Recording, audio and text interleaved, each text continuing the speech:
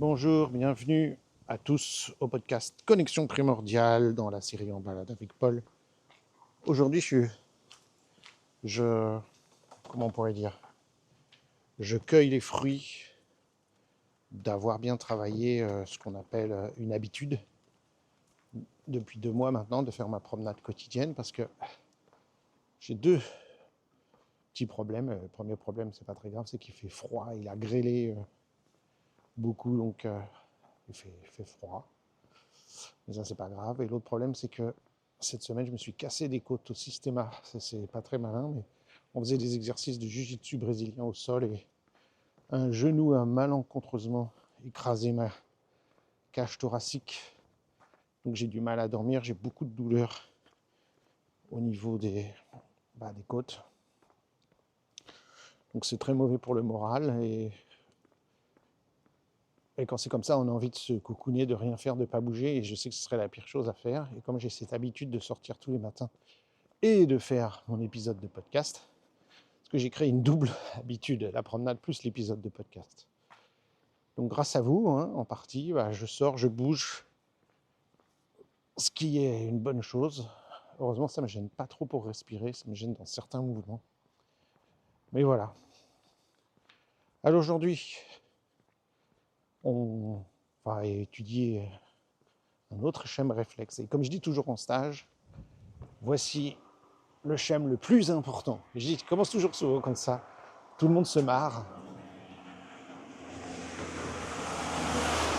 Voici le schème le plus important. Alors, évidemment, on se marre, mais c'est ce que je dis toujours, c'est si ce schème est important pour moi, ce sera le plus important dans ma séance aujourd'hui. Et c'est comme si tu me disais, dans l'alphabet, toutes les lettres sont importantes, il n'y a pas une lettre moins importante. Alors évidemment, c'est un peu différent et c'est en même temps similaire. En langue française, il y a des lettres qu'on utilise beaucoup plus que d'autres, qui sont plus importantes, comme le E, le A. Voilà. Et puis il y a d'autres lettres qu'on utilise moins souvent, je ne sais pas moi, le Y, le Z. Mais dans d'autres langues, ces lettres seront utiles. Tout dépend de ce que je fais. Certainement, si je fais de la zoologie, il y a des tas de mots avec des Z et des Y, etc. Donc tout dépend de ce qu'on fait. Donc on ne peut pas dire chez un bébé, ce mouvement-là te servira à rien, ce schème-là te servira à rien. Ils sont tous aussi importants que les uns que les autres. La nature nous a dotés de tout un tas d'organes et de tout un tas de schèmes. On ne peut pas dire qu'il y en a un qui est plus important que les autres. On dit, ouais, le cerveau est plus important que le reste. Enlève le cœur et t'es mort, il est tout aussi important. Enlève le foie et t'es mort, il est tout aussi important. Tout est important puisque c'est un système global.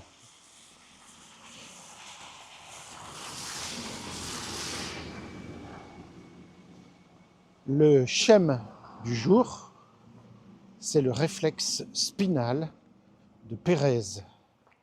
Le schème spinal de Pérez. Ça, c'est quelque chose d'important. Alors, je vous le décris juste. Globalement, quand un bébé vient de naître, si vous prenez votre doigt et que vous remontez votre doigt le long de son rachis, c'est-à-dire sa colonne vertébrale, vous remontez votre doigt le long du rachis et le bébé va faire un mouvement très caractéristique qui ressemble à un mouvement de Smurf, là, de hip-hop, où il va, quand vous êtes dans la partie arrière sacrum, il va cambrer le sacrum très fort, et quand vous remontez vers les dorsales, il va soulever les dorsales jusqu'à soulever la tête. Donc il fait littéralement une vague au fur et à mesure que votre doigt remonte du sacrum vers l'occiput. C'est ce qu'on appelle le réflexe spinal. Spinal, ça veut dire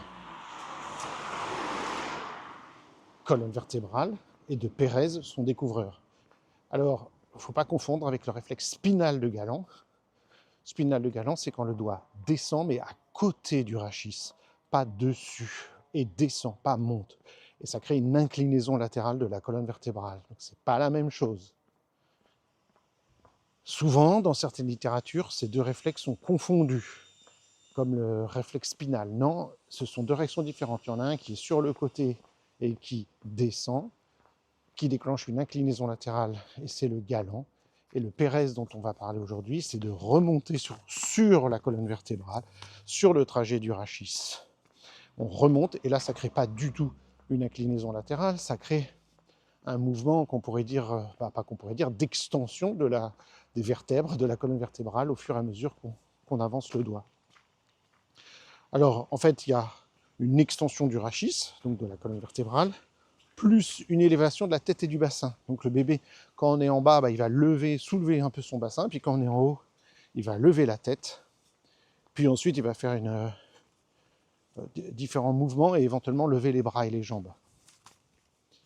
Ça, ce réflexe a été découvert par deux Espagnols en 1955.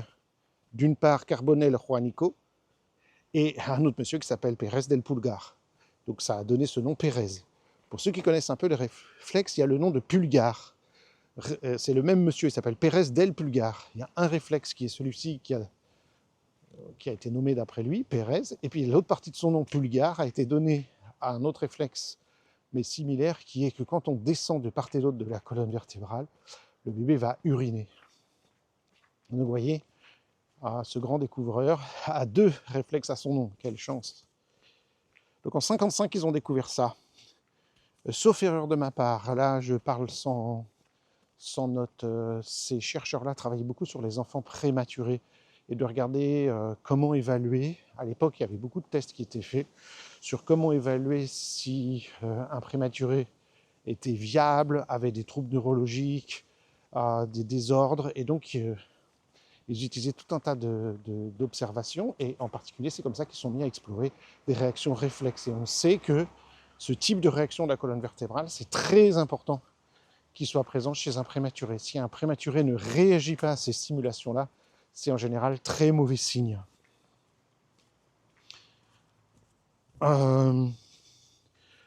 Juste un truc, cette stimulation, si vous la faites sur un bébé, donc le bébé il va réagir, mais ensuite il ne va pas réagir tout de suite. Il faut, comment dire, il faut attendre 30 secondes à 1 minute pour pouvoir redéclencher la réaction. Il y a une sorte de saturation du système nerveux qui fait qu'on ne peut pas faire ça 3 fois d'affilée. Et en général, c'est désagréable, le bébé, il n'aime pas ça. Et on le verra si on le fait avec quelqu'un plus tard, on s'apercevra que chez les gens, ils détestent ça, ils ne veulent pas qu'on le reproduise. Quand on est en stage, on l'a trouvé chez quelqu'un, on dit « Allez, on va vous le montrer ». Les gens disent « Non, non, j'aime pas ça, ça me gêne profondément ». C'est comme si les personnes veulent éviter ce stimulus qui la dérange. Il se trouve que ce réflexe, il est présent au moment de la naissance, et je vais vous expliquer des choses par rapport à la naissance dans un instant. Alors, il faut savoir qu'il est très actif dans les 24 heures qui suivent la naissance. Il est là, on le voit à peine, on effleure le bébé, et il fait du Pérez. Il reste très présent et visible pendant la première semaine après la naissance, et encore pendant 2-3 mois, on le voit, mais à ce moment-là, plus la flexion au niveau des membres et de la colonne vertébrale, on verra moins d'autres aspects du réflexe. Donc voilà, au bout de 2-3 mois, on le voit moins. Donc si vous prenez un enfant un peu plus âgé, vous le verrez moins. On verra d'autres aspects du réflexe. Et on considère que ce réflexe s'intègre dans l'ensemble du corps vers entre 3 et 6 mois selon les enfants. Voilà. C'est à peu près ce qu'on peut dire sur ce réflexe chez le bébé. Mais j'ai d'autres choses à dire sur ce sujet-là.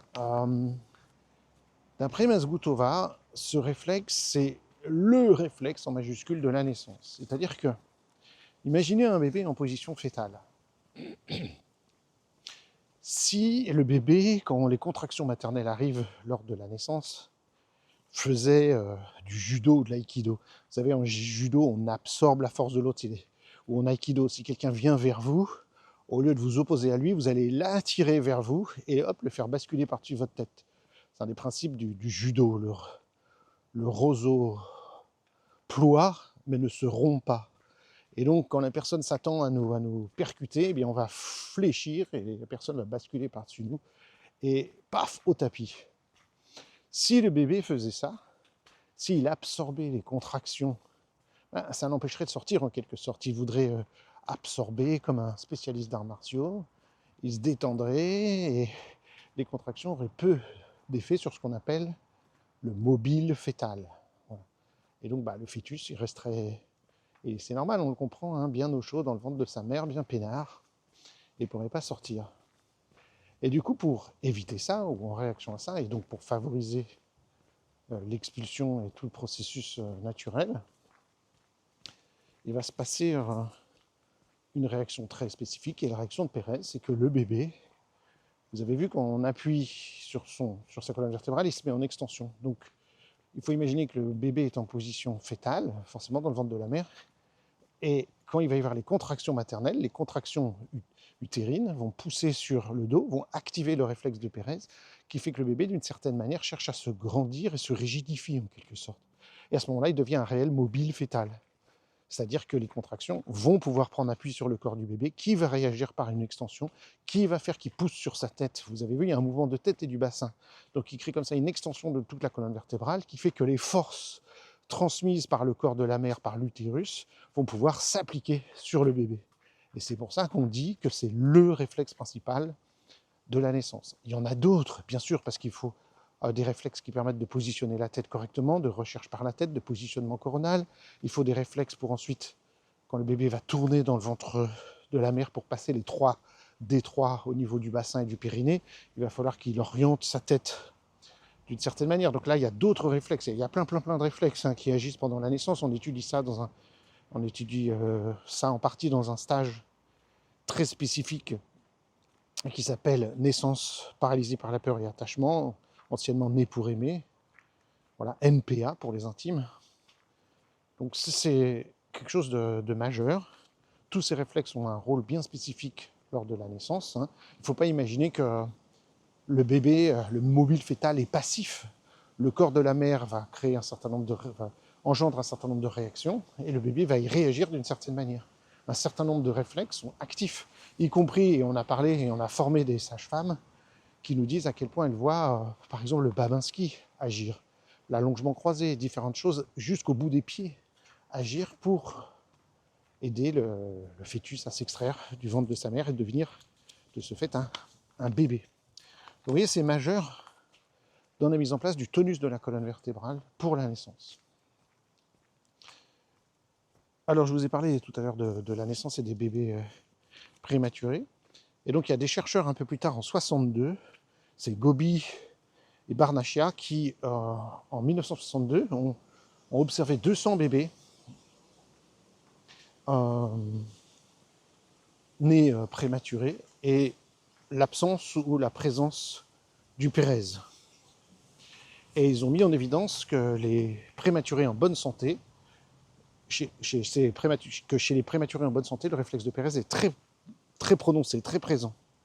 En revanche, quand il y a une absence de Pérez, en général, ça indique une anomalie. Et ça permet, eux, la conclusion de leur étude de 62, c'est de détecter de manière assez précise, assez efficace, des anormalités chez les enfants prématurés. Alors, j'ai dit tout à l'heure que le bébé, ce réflexe s'intégrait vers 6 mois environ, mais sous une certaine forme. Donc il va s'intégrer, il va se mélanger avec des réflexes comme le Landau, il va se mélanger avec des réflexes comme le RTL, puis quand on va se mettre debout, il va se passer un certain nombre de choses au niveau du réflexe de gravité, de protection, qui sont des réflexes de vie, qui vont prendre les commandes progressivement. Mais le réflexe de Pérez ne va complètement disparaître que éventuellement jusque vers un âge très avancé. Certainement le réflexe qui continue jusqu'à un âge très avancé, qui est 3 ans. Et ça se comprend très bien. Je vous ai dit, il faut que les réflexes de vie prennent les commandes. C'est-à-dire que les réflexes liés à la posture, à être efficace face à la gravité. Alors oui, à 1 an, le bébé se met debout. Oui, il va faire ses premiers pas. À 11 mois, 12 mois, 13 mois, 14 mois, il va faire ses premiers pas. Mais il ne court pas encore, il ne saute pas encore, il ne grimpe pas encore. C'est juste des premiers pas. Continue à faire un peu de 4 pattes. Lors de sa 2e année de vie, donc de 1 an jusqu'à 2 ans, il marche de mieux en mieux, mais il va se mettre à courir véritablement qu'à 2 ans.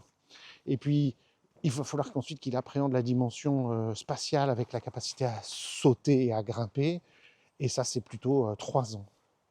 Alors, plus l'enfant a des expériences motrices riches, variées dans la petite enfance, donc de la naissance jusqu'à 3 ans, et plus ce réflexe va pouvoir s'intégrer rapidement. Et les réflexes de vie, pourquoi ? Parce que les réflexes de vie vont prendre le relais. Comme j'ai des bonnes expérimentations motrices, ben, je peux abandonner le réflexe qui va me permettre ensuite de bien grandir et de bien explorer tout un tas d'autres choses. Et de mettre en place tout un système cognitif majeur, parce que ma posture étant maintenant stabilisée, je vais pouvoir de plus en plus poser des tas de questions. Pourquoi et développer le langage à fond.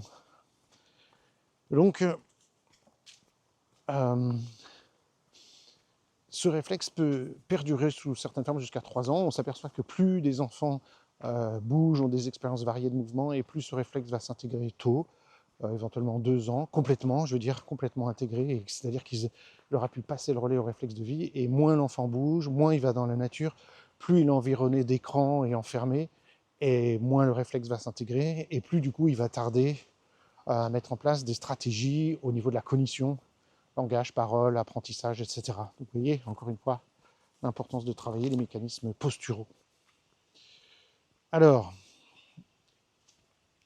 j'ai dit 3 ans, Mazgutova dit plutôt 2 ans, j'ai tendance... Alors, c'est là où malheureusement, on passe un peu pour le vieux, mais quand moi j'ai commencé à pratiquer à la fin des années 90 et surtout sérieusement au début des années 2000, donc à l'heure où je vous parle il y a 25 ans, on voyait un certain nombre de choses, un certain nombre de réflexes non intégrés, mais aujourd'hui, tout a changé.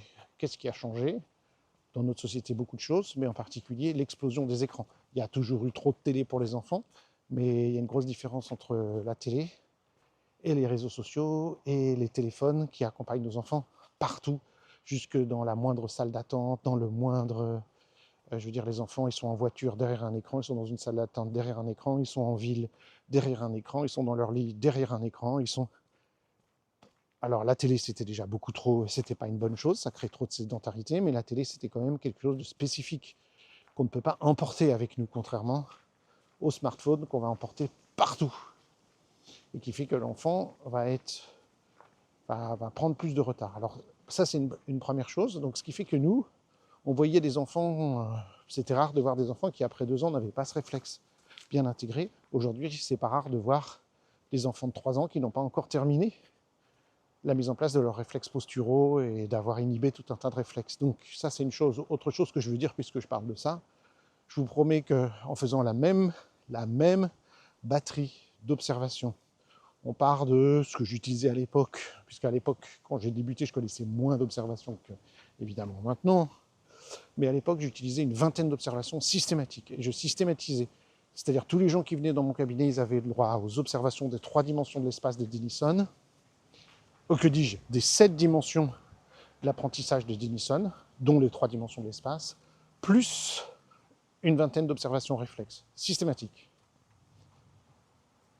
À l'époque, je vois 5, 6 réflexes pas intégrés, parfois certains enfants 12 ou adultes, mais en général 6, 5, 6. Ok.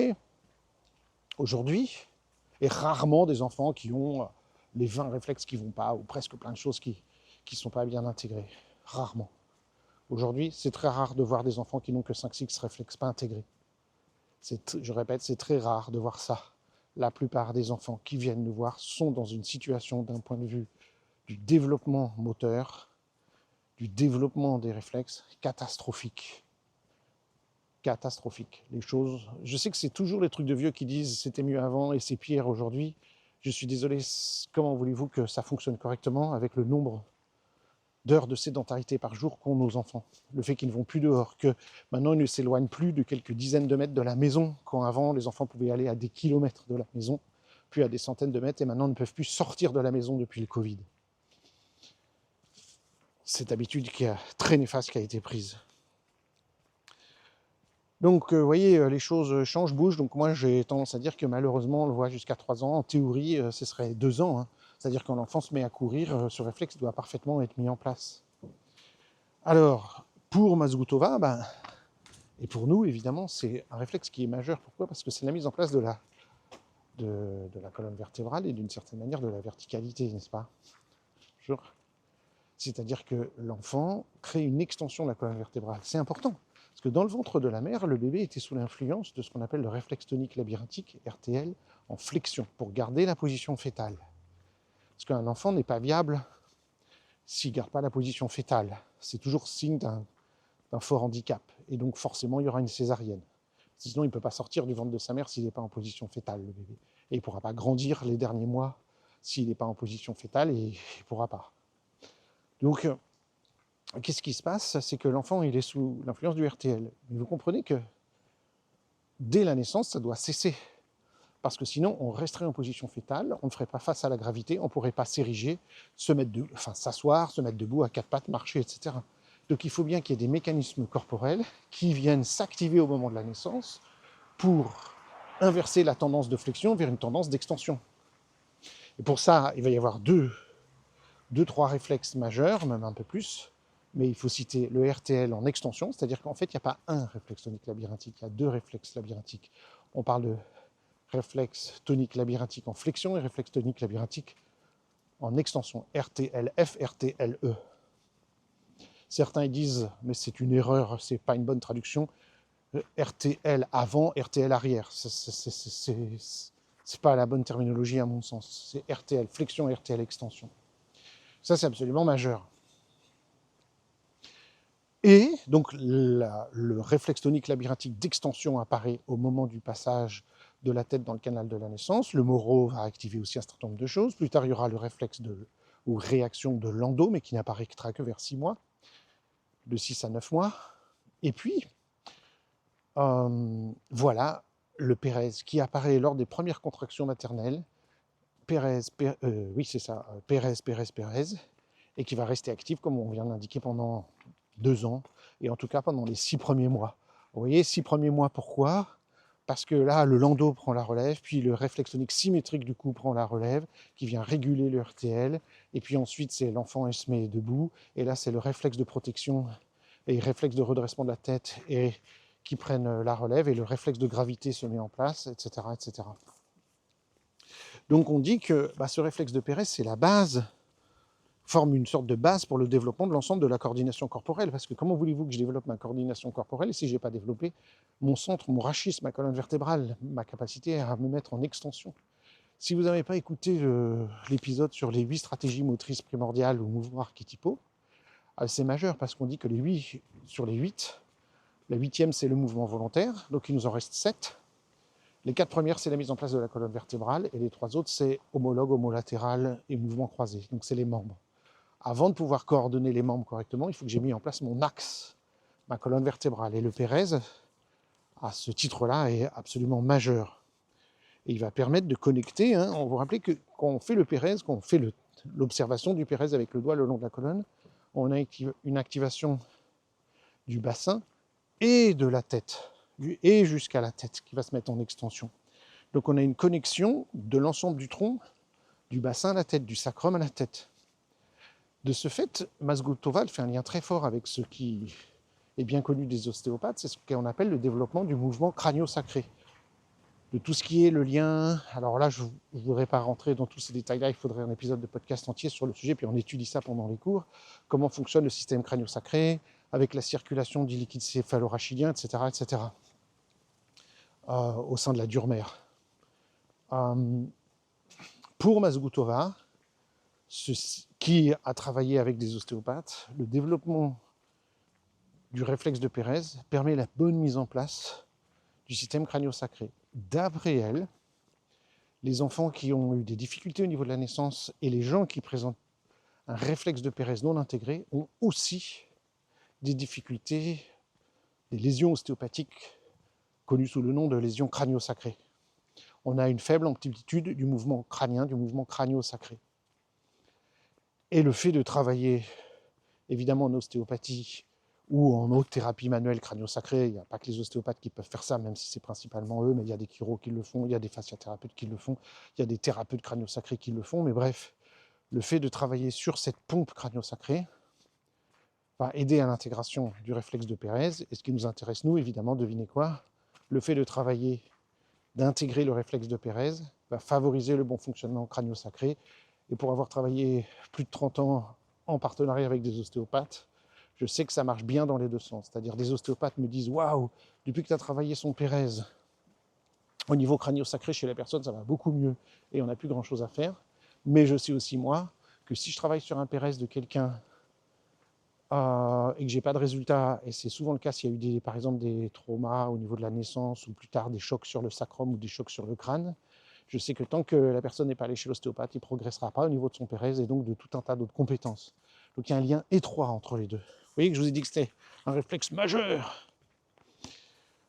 Alors évidemment, si ce système d'extension du pérez, il ne se met pas correctement en place dès le début, ça va créer au niveau de la posture un petit manque au niveau du tonus musculaire, avec souvent ce qu'on pourrait appeler un système hypotensif, un tonus un peu faible, un peu mou, et du coup des faiblesses physiques et posturales. Je ne suis pas à l'aise dans mon corps, je ne suis pas à l'aise pour interagir avec mon environnement, pour sauter, pour courir, pour bouger. Bah oui, je manque d'extension, donc je me replie sur moi-même, un peu comme si la gravité gagnait la bataille et m'écrasait.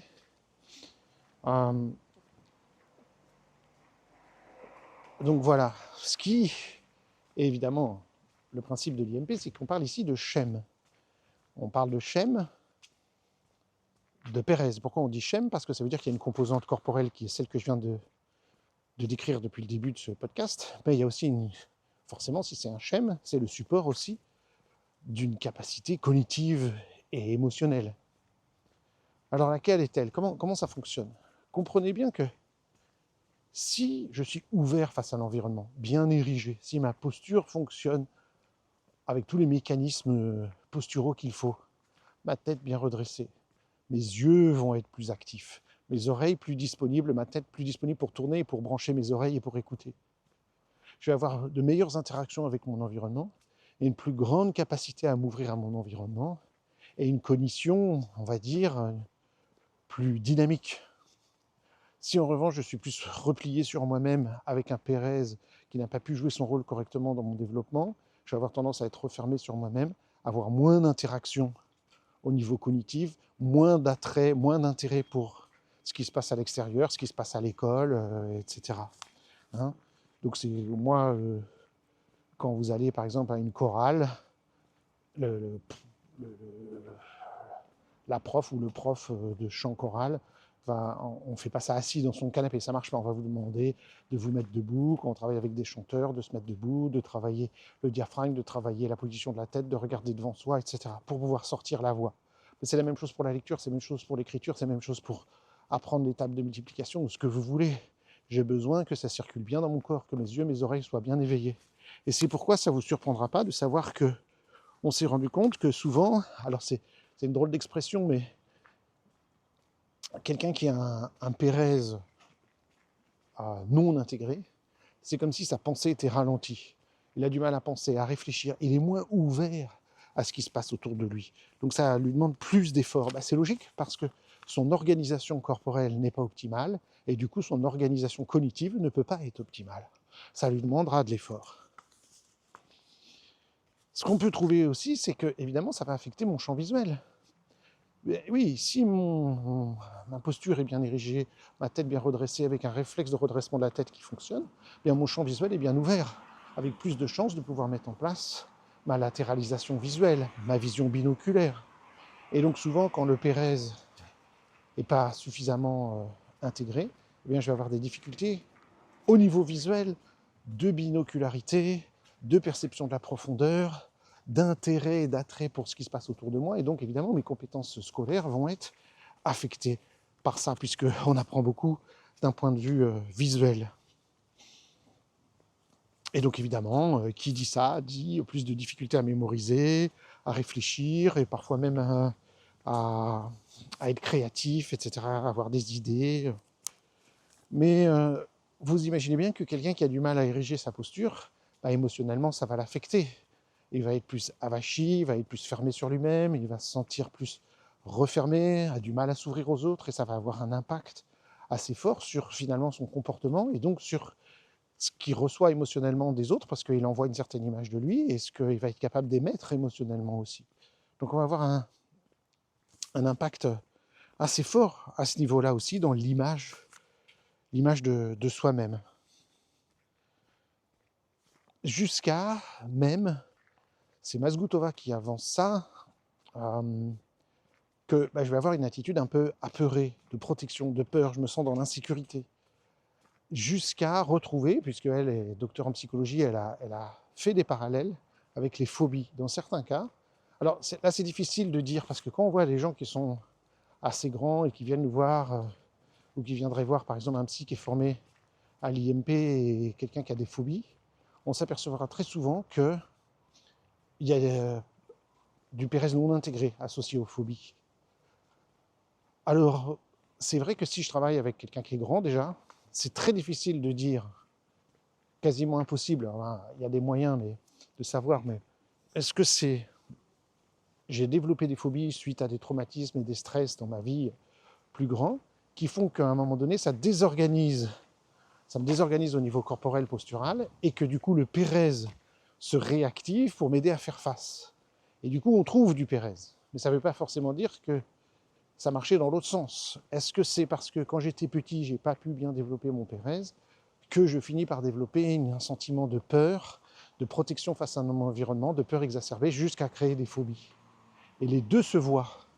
Et c'est intéressant parce que en travaillant avec des psys, ils nous disent à quel point ça va être intéressant parallèlement, je dis bien parallèlement, aux thérapies cognitives et comportementales qu'ils utilisent pour les phobies, avec l'habituation, avec tout un tas de courbes d'exposition, etc., qu'ils mettent en place, à quel point ça va être intéressant et que ça va amplifier leur travail, de travailler en parallèle en IMP, et en particulier sur des réflexes tels que le réflexe spinal de Pérez. Encore une fois, et je le dirai sans doute à chaque épisode où je parlerai de schème, ce n'est pas le réflexe de Pérez qui est la cause des problèmes d'apprentissage, de phobie ou de problèmes posturaux que je viens d'indiquer. Je dis, ah oui, il peut y avoir un lien entre des phobies et le Pérez. Ça ne veut pas dire que c'est le Pérez qui est la cause. Le Pérez nous montre qu'il y a un manque dans mon développement et dans mon organisation. La cause, c'est quoi? C'est quoi la cause? C'est ce qui s'est passé dans ma petite enfance, c'est le manque de manipulation, le fait de ne pas avoir été allaité peut-être, le fait de ma naissance, mon mode de naissance, ça peut être la grossesse, ça peut être l'alimentation, ça peut être le manque de mouvement que j'ai eu, l'excès des écrans, peu importe quoi. Ça, ce sont les causes qui font que mon Pérez n'a pas pu s'intégrer. C'est pas le Pérez qui crée la phobie. Et ça, c'est important parce que nous, ce qui compte, c'est les mouvements qu'on va donner à la personne pour qu'au quotidien, elle change les choses dans sa vie, pour que sa posture se réorganise et que donc le Pérez n'ait plus besoin d'être suractif à mauvais escient et qu'elle puisse bien fonctionner. C'est pas que j'ai inhibé le Pérez par magie et tout d'un coup j'ai plus de phobie. Ça marche pas comme ça. C'est parce que j'ai rééquilibré un certain nombre de choses dans la vie de la personne, ou quand je dis je lui ai montré comment elle pouvait rééquilibrer les choses dans sa vie, principalement en termes de motricité, de mouvement, de bercement, de techniques respiratoires, etc., qu'elle a développé plus de sentiments de sécurité dans sa vie. Et si je suis en sécurité, les réflexes, pas besoin de s'énerver, les réflexes archaïques du moins, et d'être présents, ils vont donc rejouer leur rôle et s'inhiber. Donc c'était quoi la cause? C'était pas le réflexe, la cause c'est ce qui fait que le réflexe ne s'intègre pas. Donc il ne faut pas tout mélanger. Le réflexe, c'est l'indicateur qui me dit qu'il y a quelque chose qui n'est pas bien intégré. Dernier petit point sur ce réflexe de Pérez. Souvent, quand il n'est pas intégré, on peut avoir des difficultés d'incontinence, que ce soit la nuit ou le jour. Vous vous rappelez, j'ai parlé du réflexe spinal de Pérez, mais ce Pérez s'appelle Pérez del Pulgar, et il a aussi découvert le réflexe de Pulgar quand on stimule la colonne vertébrale bilatéralement en descendant. Si le bébé a la vessie pleine, il déclenche la vessie, il fait pipi.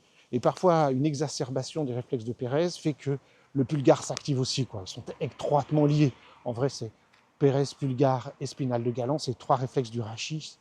Ils sont extrêmement liés. Et quand l'un des trois dysfonctionne et non intégré, il a tendance à affecter les deux autres, vous comprenez? Et du coup, comme c'est étroitement lié, ce réflexe de pulgar au contrôle de la vessie, un Galant ou un Pérez mal intégré peut participer à de l'incontinence. Et c'est très intéressant parce que réintégrer ce réflexe va aider largement. Attention, je ne suis pas en train de dire que tous les problèmes d'incontinence sont dus à ce réflexe. Quand ce réflexe n'est pas intégré, ça peut affecter l'incontinence, mais il y a plein d'autres raisons, y compris des raisons émotionnelles, psychologiques, physiologiques, de faire de l'incontinence. Donc ne me faites pas dire ce que j'ai pas dit. Si on résume un peu ces fonctions clés, alors il y en a beaucoup, je ne vais pas toutes les reciter, et puis venez en stage, Vous aurez les manuels de cours avec tous les détails, mais en gros, ce réflexe de Pérez, pour ceux qui ont suivi mon podcast sur les 8 stratégies motrices primordiales, c'est quand même la base du second pilier du développement, les extenseurs. Pardon, oui, alors, excusez-moi, j'ai mélangé deux choses. Je me reprends. Ça fait partie, dans les 8 stratégies motrices primordiales, de tout ce qui va être l'extension. Donc, ce n'est pas le deuxième, mais c'est la troisième stratégie, le grandissement de la colonne vertébrale. Donc là, il intervient dans cette troisième stratégie de chez... j'allais dire de Mazgutova, pas du tout, pardon. Les 8 stratégies motrices primordiales, c'est pas de Mazgutova, c'est de Bonnie Belbridge-Cohen. Donc, excusez-moi. C'est la troisième stratégie de Bonnie Belbridge-Cohen parmi les 8. Et chez Sally Godard, elle parle des 4 piliers du développement moteur. Là aussi, j'ai fait un podcast sur le sujet, les 4 piliers du développement moteur. C'est majeur de connaître ça. Le premier pilier, c'est le contrôle de la tête, et le second, c'est le développement des extenseurs. Et donc le Pérez est directement lié à ce second pilier du développement moteur. Il est essentiel. Donc voilà, c'est la fondation de la coordination globale du corps, parce que si j'ai pas mis mon axe en place, voilà, les membres, ça ira pas trop. C'est lié au système crânio-sacré. Ça va permettre de développer, d'une part, le bassin vers le bas, et puis vers le haut, les épaules et les bras. Ça va permettre de verticaliser la posture, d'avoir, si tout fonctionne bien, le bassin est bien mobile, et donc c'est important pour l'étoile à 6 branches, cette branche du bas. Souvent, dans l'étoile à 6 branches, ceux qui connaissent ce qu'on appelle radiation du nombril, qui est la première des 8 stratégies motrices primordiales, souvent, là, il y a un nombril-bouche, et puis le deuxième, c'est nombril-sacrum. Et souvent, ce nombril-sacrum a du mal à être intégré, vu le nombre d'heures qu'on passe assis sur des chaises et des canapés, etc. Et là, ça va être intéressant de connaître le rôle que joue le Pérez à ce niveau-là, et de vérifier ça, et de le stimuler au besoin. Donc voilà, alors après, d'un point de vue cognitif, c'est très lié à tout ce qui est mémoire, concentration, attention, compréhension. Au niveau émotionnel, comme on se sent plus stable physiquement, on est plus stable émotionnellement, on se sent plus solide. Ça va ouvrir le champ visuel, donc c'est très important, quand on travaille au niveau visuel, de travailler le Pérez. Tous les gens qui travaillent sur la posture, aussi de manière générale, il faut connaître le Pérez, que vous soyez kiné, ostéo, podologue, ou posturologue, ou dentiste ou quoi, et si vous travaillez sur la posture, ça c'est quelque chose de majeur à connaître. La réaction, le schème spinal de Pérez. Voilà, donc j'ai dit par rapport à la vessie, son importance. Et puis voilà, et puis ce réflexe, il va laisser place au réflexe de l'endo, au réflexe leximétrique du cou, au réflexe de protection, et ça je l'ai déjà dit, et c'est vraiment important de comprendre que ce réflexe ne peut s'intégrer comme tous les réflexes archaïques, puisqu'on parle ici d'un réflexe archaïque, que si des réflexes de vie se mettent en place. Donc vous voyez, c'est pourquoi aussi ça nous rassure, parce que on pourrait se dire « Ah, les réflexes archaïques, ils ne fonctionnent pas bien, c'est sûrement dû à la grossesse, à la naissance, au truc de la toute petite enfance. » Oui, et est-ce que j'ai bien stimulé les réflexes de vie? Est-ce que mon enfance a été bien stimulée? Donc peut-être que oui au niveau de la grossesse, peut-être que oui au niveau de la naissance. Tout n'a pas été optimal. Qui a eu une naissance optimale et une grossesse optimale, Sur quels critères on peut dire ça? Et donc après, tout ce qui se vit après, pendant les premiers mois, est majeur pour progressivement développer les réflexes de vie qui vont permettre d'inhiber les réflexes archaïques. En fin de compte, on peut dire que les réflexes archaïques s'inhibent parce que les réflexes de vie s'activent. Et que du coup, ils disent « Hé les gars, vous pouvez vous détendre, on n'a plus besoin de vous. » Donc il y a eu le relais qui a été pris. C'est absolument majeur de comprendre ça.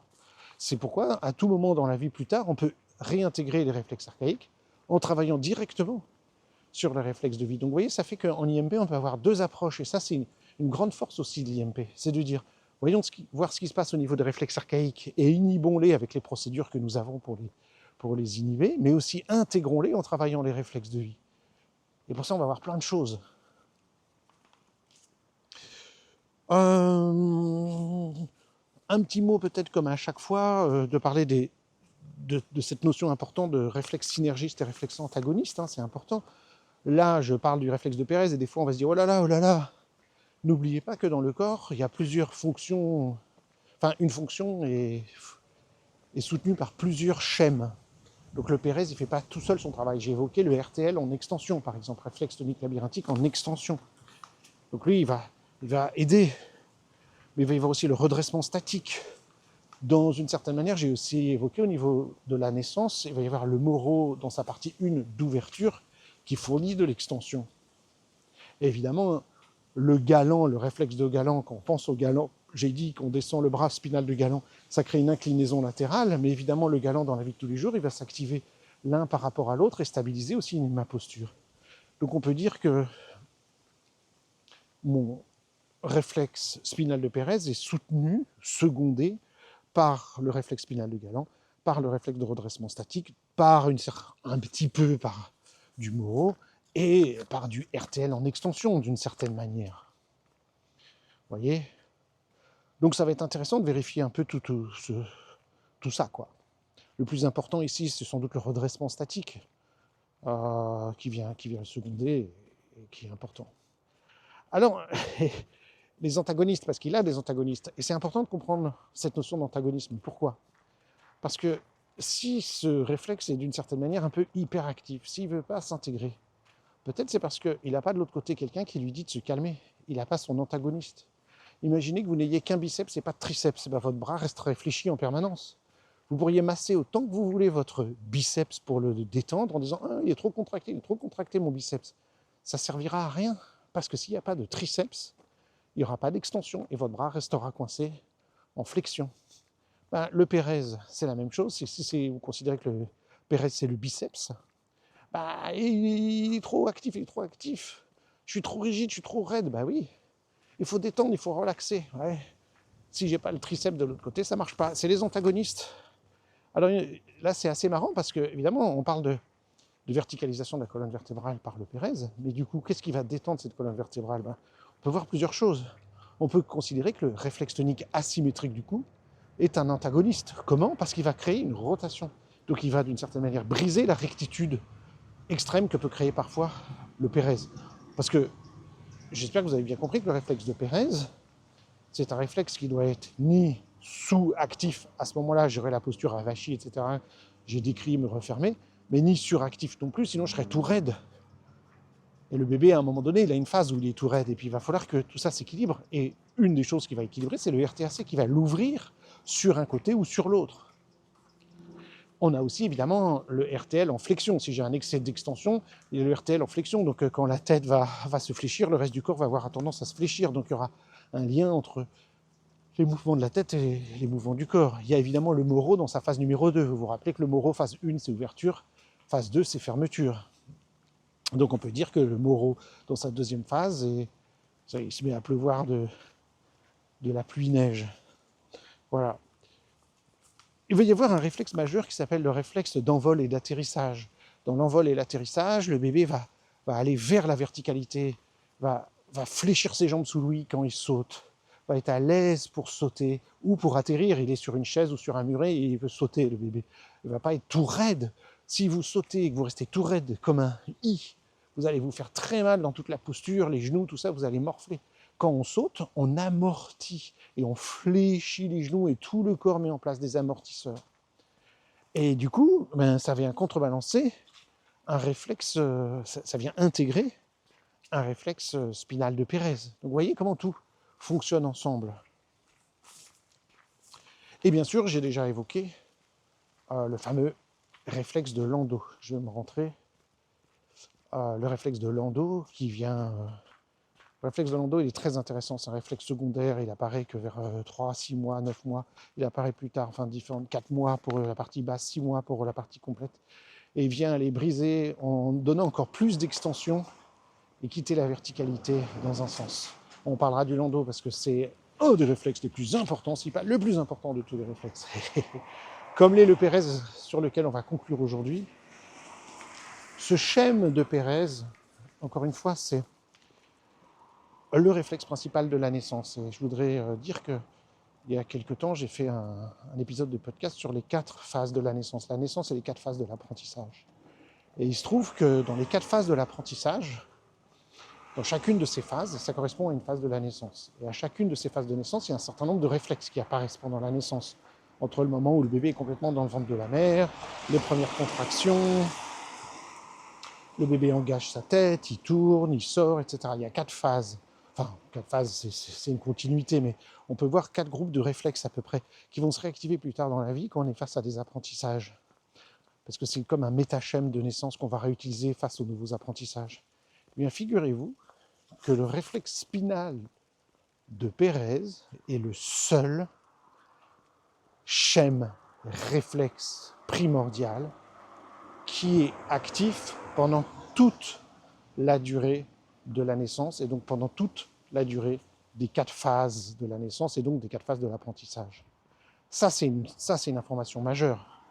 Vous comprenez que pendant la naissance, à aucun moment le bébé doit baisser sa garde et se ramollir et tout d'un coup dire « Ah non, non, non, j'abandonne et tout ». Alors évidemment, ce n'est pas de la volonté, c'est le réflexe. Dès qu'il y a des contractions utérines, le bébé réagit par une extension du Pérez. Et à aucun moment ça doit s'arrêter. Depuis les premières contractions jusqu'à l'expulsion complète. Désolé pour les voitures. Ça fait partie du charme du podcast En balade avec Paul, mais là, je me remets sur un petit chemin où il y a peu de voitures qui passent. Il peut y en avoir.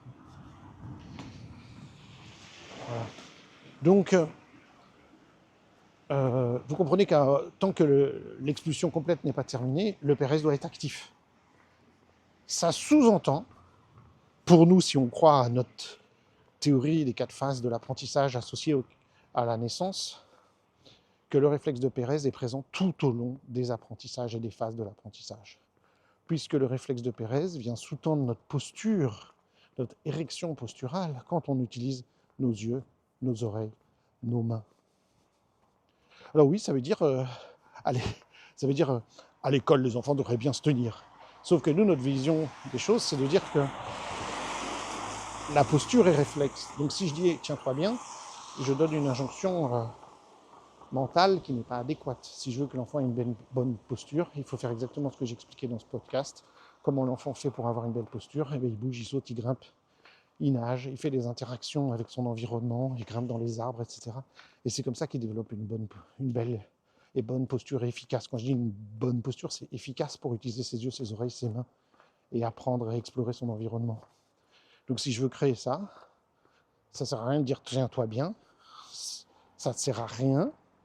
On a besoin que l'enfant aille sauter, courir, grimper, nager, bouger, faire des pauses régulièrement dans la journée, faire des tas de mouvements qu'on enseigne en IMP, faire des mouvements croisés, des mouvements de brain gym, faire du yoga en classe, de la relaxation en classe, et surtout aller marcher, aller courir, aller grimper. Si dans la cour de récréation il y a des structures, qu'ils y aillent. Et évidemment interdire totalement dans tous les espaces scolaires les écrans, en particulier les cours de récré, quand les jeunes vont en récré et n'ont pas le droit d'aller consulter des écrans. Et ils doivent aussi apprendre à s'ennuyer pour activer leur cerveau et leur créativité, c'est majeur. Donc si je leur donne un écran qui leur empêche ça, je tue leur créativité, aussi clair et net que ça. Donc ça va être majeur de laisser et de stimuler les enfants pour qu'ils bougent, ils sautent, ils grimpent, qui va se générer une bonne intégration du réflexe spinal de Pérez, donc une meilleure posture, donc une meilleure disponibilité aux apprentissages. Encore une fois, posture et apprentissage, ça marche ensemble. Voilà, ce sera la dernière voiture. J'espère que vous avez appris des choses dans ce podcast et que vous apprenez des choses tous les jours. Aujourd'hui, c'était le réflexe spinal de Pérez que j'estime absolument hyper important à connaître, qu'on soit justement des kinés, des ostéos, des podologues, puisque c'est lié à la colonne vertébrale, mais qu'on soit aussi des orthophonistes, des psys ou des enseignants, parce que c'est à partir de ça que je vais pouvoir établir un bon fonctionnement cognitif et émotionnel. Je vous souhaite une très belle journée.